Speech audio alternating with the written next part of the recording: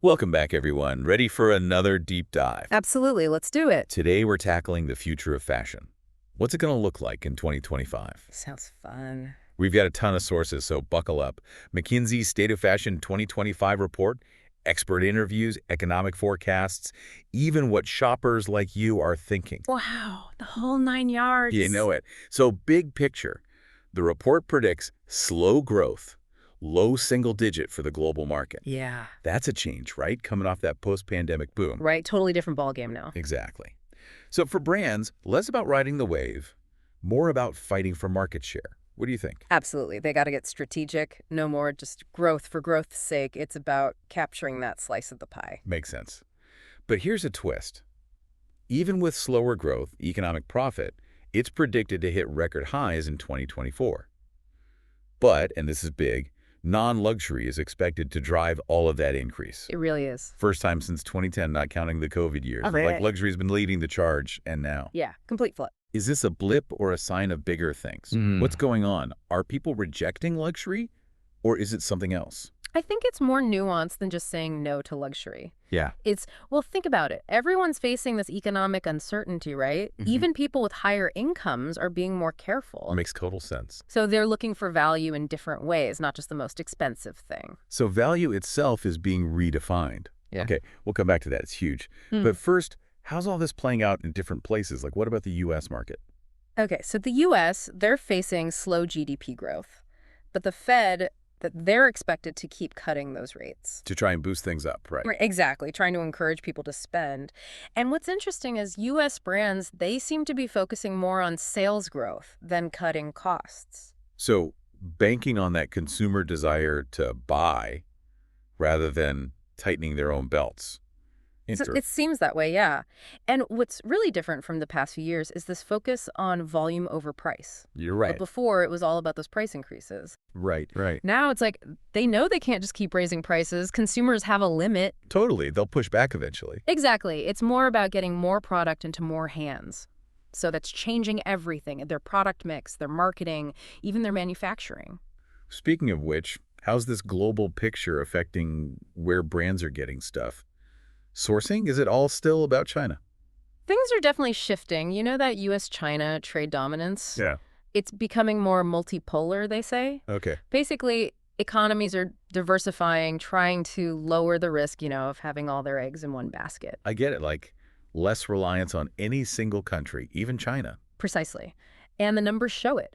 U.S. apparel imports are diversifying away from China at the fastest rate since 2010. Wow, that's big. So where are they going instead? Countries like India, Vietnam, Bangladesh, they're becoming key, especially for the U.S. And both the U.S. and EU are doing more nearshoring. So instead of sourcing from across the world, closer to home, what's behind that?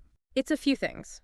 One, well, there's that risk thing we talked about. Yeah, makes sense. Relying too much on one place can backfire, especially if it's politically unstable or economically volatile. And two, sourcing economics are changing. Other countries are becoming more competitive.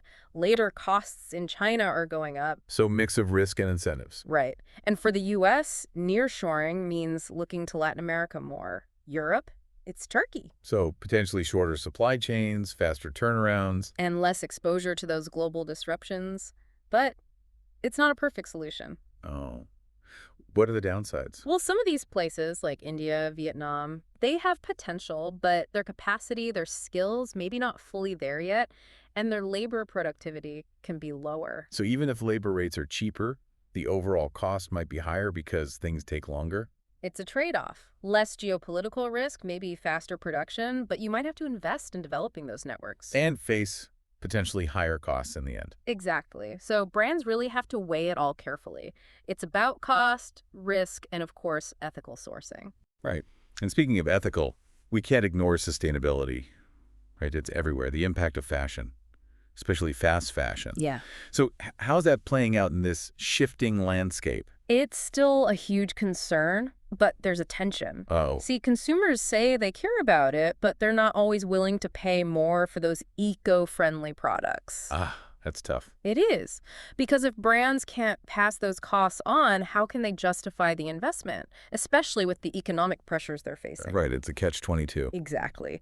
So we're seeing some brands actually scaling back their sustainability goals, even delaying those net zero targets. And it's not just them, suppliers feel it too. Because they're often the ones footing the bill for those changes, right? Yeah, and they're already squeezed. So it's like everyone wants a greener industry by actually doing it. Yeah, the economics are tricky. Think about it, just decarbonizing the supply chain. Estimates say it could cost over $1 trillion. $1 trillion? Wow. Where does that even come from? A lot of it, like 70%, it happens upstream, the manufacturing. And a lot of these suppliers just can't afford those upfront costs. Renewable energy, better production methods, it's a hurdle. It sounds like it's going to take a real team effort, brands, suppliers, everyone, to make this happen. Collaboration is key, absolutely. Okay, so I've got this economic picture, sourcing shifts, sustainability dilemmas, and now let's talk digital, shall we? E-commerce, it's massive. Yeah. But what are brands struggling with online?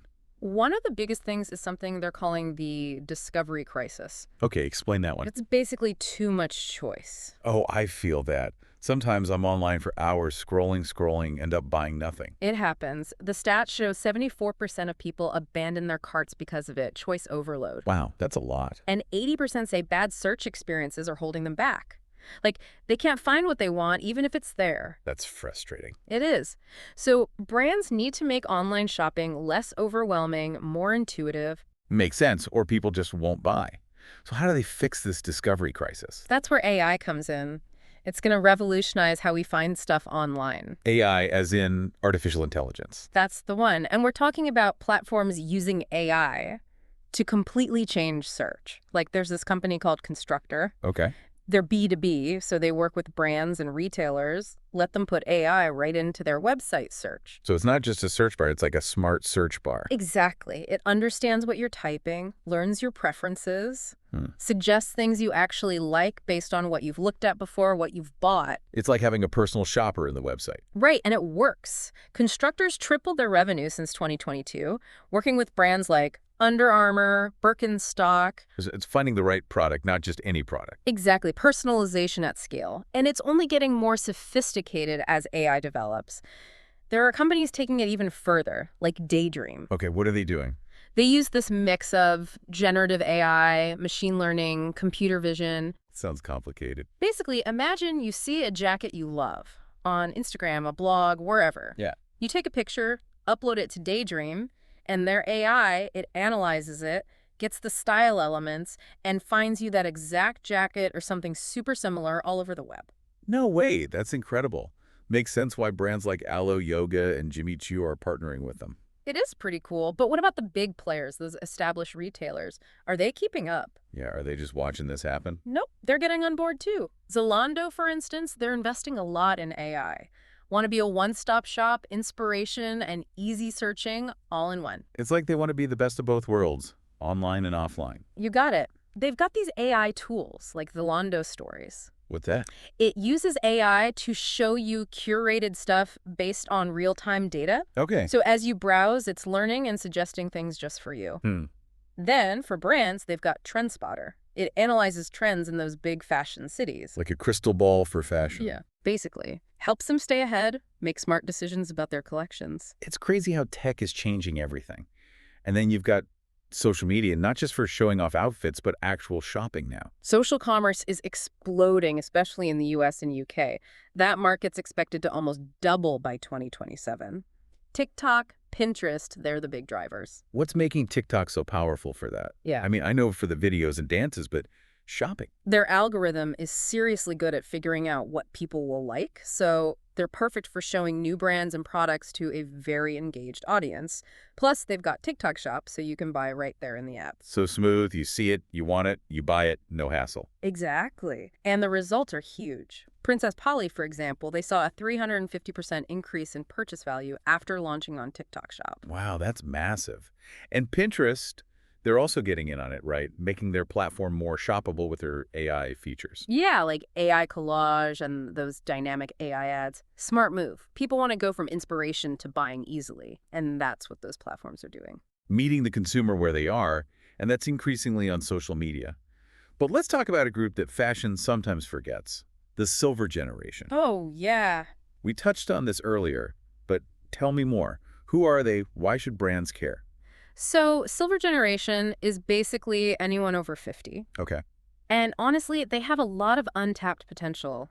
Fashion's always focused on the young, but these folks are a growing market and they've got money to spend. So they're not just buying comfy shoes and sweaters. Nope. They're shopping across the board, and their influence is only going to get bigger. By 2050, they'll be more than a third of the global population. Wow, that's a lot. It is. And think about it, Gen Z. They're facing economic worries, changing their habits. The over 50s, they're wealthier, and they spend more on fashion than the younger folks. Okay, brands can't ignore that. So what are their shopping quirks? How do they do things differently? They still love going to the store. Really? Yeah, they like to see things, feel things, get inspiration that way. They also tend to like those multi-brand retailers. More than buying direct from a single brand. Yeah, they might like that curated feel, discovering lots of styles in one place. So brands need to think beyond the website, make those stores appealing.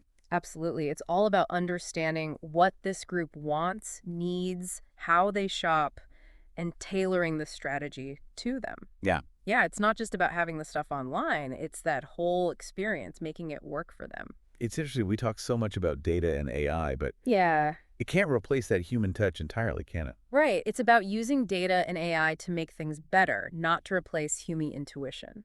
I get it, like helping us make smarter choices, optimize those processes, but not taking over completely. Exactly. Making the industry more efficient, responsive, but it's a team effort. Brands, suppliers, retailers, everyone's got to work together. Sharing that data, making sure everyone's on the same page to really make inventory management work. Right. Reduce waste, all that good stuff. Okay, but before we go full logistics nerd, I want to circle back to our silver spenders. Those over 50 consumers, we know they're a growing force, but what makes them tick? More brands need to be asking that question. It's a diverse group, but there are some common threads, like they really value quality. More than younger shoppers. I think so. They're not into fast fashion, those throwaway trends. They want clothes that last, that they can invest in. So is that shift away from buy it, wear it once, that kind of thing? Yeah, they're more mindful, thinking long term. Makes sense. They've had a lifetime of experience. They know what they like. Totally. They're not as swayed by trends or hype. They're more discerning. Not just buying clothes, building a wardrobe. You got it. But does that mean they're only into those classic, safe styles? Are they afraid to be a little bold? Not at all. They want to look and feel good, but it's not about chasing every trend. Yeah. They're confident, and they want clothes that reflect that. So finding that balance, timeless, but with a modern edge. Exactly. Yeah. Stylish, flattering, but also practical. They're active, engaged, need clothes that can keep up. And they're not letting age define them, which is awesome. That's right. The clothes need to reflect that active lifestyle. Speaking of which, their shopping habits are different too. Okay, yeah, we talked about the in-store thing, but what else sets them apart? They're not as impulsive. Really? No, they do their research, compare prices, read reviews, might even talk to friends, family before buying something. So no more grabbing the first shiny thing they see. Not really. It's more thought out. So brands need to be ready to answer their questions. Give them the details. Transparency is huge for them. They want to know what they're buying, where it came from, how it was made.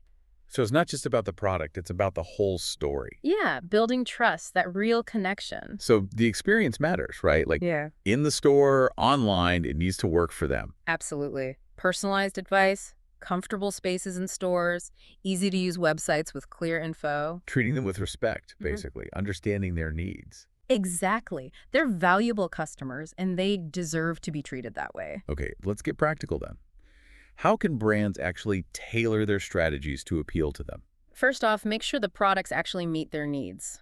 Okay, what does that even mean? High-quality, durable pieces, a good range of sizes and styles. Not just like a mature women's section with a couple of cardigans. No, it's got to be thoughtful, stylish, flattering, things that fit their lives. And marketing. How do you even reach them? They're probably not scrolling TikTok all day. Maybe not TikTok, but they're still online. They consume media. You got to be where they are. Okay. So mix it up. Traditional stuff like print ads, direct mail, and then digital, social media, email. So a bit of everything. Right, but it's not just about being on those channels. It's about the message, making it resonate with them. Yeah, I can see how some brands might get that wrong. So what kind of messaging actually works? Things that celebrate their experience, wisdom, style. I like that. They don't want to feel old or invisible, right? Of course not. Show them real people, diverse, authentic people who reflect who they are. So authenticity, representation, Yeah. showing them you see them, get them. Exactly. And it's not just about the clothes, it's the whole brand experience. Okay, what does that look like? Think about community, belonging, events in the store, online forums, maybe partnering with organizations they care about. So it's more than a transaction.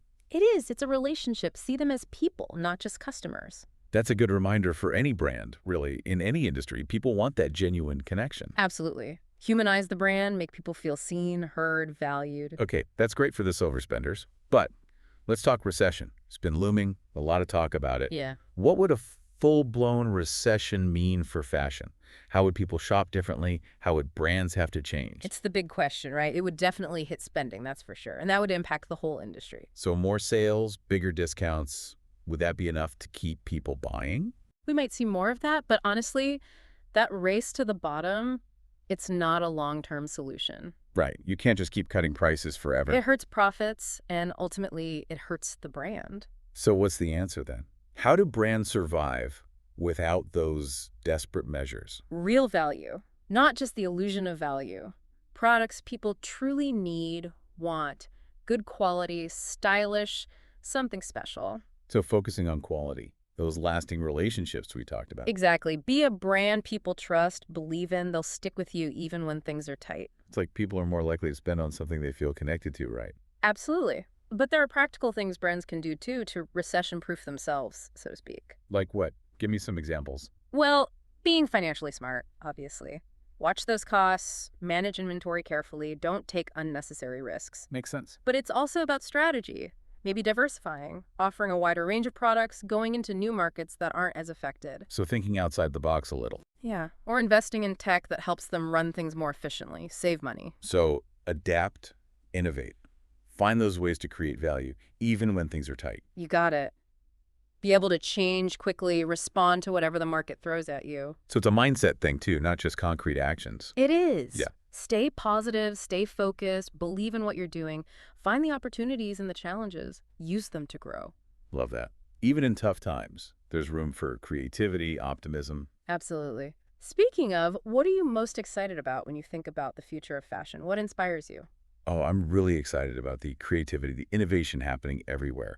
New tech, new materials, new designers who are shaking things up, pushing boundaries. It's a good time to be in this industry. So much potential. I think so too. And, you know, fashion has this power to do good, empower people, connect people, help us build a better future, a more sustainable future. It's more than just clothes. It can be a force for good. Absolutely. Exactly. A fashion industry that's not just beautiful, but ethical, sustainable, inclusive. I couldn't agree more. It's about reflecting the best of humanity. Well said. But before we get too philosophical, we talk about sustainability being a challenge. But I want to hear about the brands doing it right. The ones who are making it work, even now. Oh, there are some amazing ones out there, walking the walk, not just talking the talk. Proving that sustainability isn't just a buzzword, it's a core value that can make a difference. Okay, who are these superstars? Patagonia, for one. They've been at it for decades. Environmental activism is in their DNA, always pushing those boundaries. Recycled materials, fair labor, they even tell their customers to buy less. Really? That's bold. It is. It's about walking the walk, showing that you actually care. Okay, anyone else? Stella McCartney is another one. She's been committed to ethical, sustainable fashion from the start, never wavered, using those cool materials like mushroom leather, recycled cashmere, big advocate for animal welfare too. So you can be luxurious and sustainable. Exactly. And then you've got those smaller brands making noise too. Everlane, they're all about transparency. Tell you everything about their supply chain, their prices. Reformation's another one. Sustainable materials, reducing their impact and making it stylish and affordable. So many great examples. Is this a real shift? Are shoppers demanding more sustainable options? Absolutely. Consumers are realizing they have power and they're using it to push for change. So we're not just shoppers, we're voters, in a way. That's right. Every purchase is a vote for the kind of world we want. Supporting those brands that are doing it right, that's how we make the industry better. Making those conscious choices, realizing our actions matter. Exactly. Sustainable fashion isn't just a nice to have anymore, it's essential. Okay, so we've got Patagonia, Stella McCartney, Everlane, Reformation. Who else deserves a shout out? So many. Eileen Fisher, they have a take-back program, so you can return your old clothes, they'll recycle them or resell them. And they're big on organic, sustainable materials. That's cool. Closing the loop, creating a more circular system. Right. It's not just about doing less harm, it's about actually creating positive change. Then there's Veja, a shoe brand. They use fair trade organic cotton, wild rubber from the Amazon. Wow, really committed to the whole package. They are, and they're transparent about everything, their manufacturing, their social and environmental impact. So it's not style or sustainability, it's both. Exactly. And honestly, these are just a few. There are so many brands out there doing great things, pushing the boundaries, showing that a better future is possible. It's amazing to see, honestly. So the future of fashion, it's not just about looking good, it's about doing good too. It is, and that's exciting. It really is. Okay, we've covered so much: economic trends, tech, values, sustainability. If you had to give our listeners just one piece of advice, what would it be? Stay informed, stay engaged, ask questions. This industry is powerful, and we all have a role in shaping where it goes. So we're not just buying clothes, we're part of the conversation. We are. And we can make a difference, support the right brands, make informed choices, and we can create an industry that's better for everyone, more sustainable, more equitable, more beautiful. That's a powerful message, something to think about. Okay, one more thing before we go. We talked about dupe mania, people wanting those affordable alternatives. What's your take on that? Good, bad, just how things are changing? It's a tricky one. I get it, wanting things to be affordable, accessible. Everyone deserves to feel good about how they look, no matter how much money they have. So making fashion more democratic, in a way. Yeah, breaking down those barriers. Style shouldn't be just for the wealthy, right? But there are valid concerns, too. Like what? Well, you've got intellectual property. Are these dupes ripping off designs from other brands? Then there's quality. Do they last as long? And ethics. Are they made fairly with sustainable materials? So it's not just about the price, it's the bigger picture. Exactly. Being a conscious consumer, doing your research, understanding what that product truly costs, not just the number on the tag. So where do you stand on the whole dupe thing? Trend, fad, or is it here to stay? I think it's part of a bigger shift in fashion, in how people shop. Consumers are smarter now. They want value in different ways. So it's a sign of the times, almost. Yeah, it's about transparency, authenticity, accessibility. And it reminds us that fashion is more than just stuff. It's how we express ourselves, it's culture, it's connection. It's finding that sweet spot, affordable and responsible. Exactly. Recognizing that our choices matter for the planet, for the people making our clothes. Well said. It's a good reminder, fashion is complicated, everything's connected, our choices have ripple effects. But I think that's a good place to wrap things up for today. We've explored a lot: economic trends, tech, what consumers want, sustainability. It's been quite a journey. It has. Thank you so much for joining me on this deep dive into the future of fashion. It's been a pleasure. And to everyone listening, thank you for being here. We'll be back soon with another deep dive into a new and exciting topic. Until then, stay curious. Okay, so much to unpack, but before we wrap up this whole future of fashion thing, I want to go back to that sportswear market for a minute. Oh, yeah, that's a hot one right now. It is. The report highlighted that competition, and we talked about challengers like Hoka, New Balance, really gaining ground. So what are they doing right, and what should everyone, the big guys and the newcomers, be thinking about? Well, one thing that challengers have nailed is they're really good at targeting specific communities, building those connections really authentically.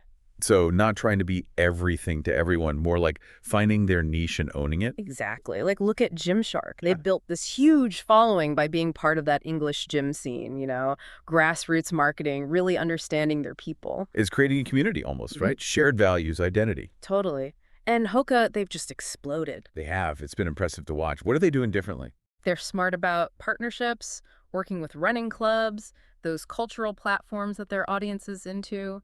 And their product development is on point. I could see that. Performance and style, so they get the serious runners and those who just want to look cool. Kind of blurring that line between workout gear and everyday wear. Yeah, and their designs are bold, lots of color, so they stand out. New Balance, too, they've been playing the heritage card really well.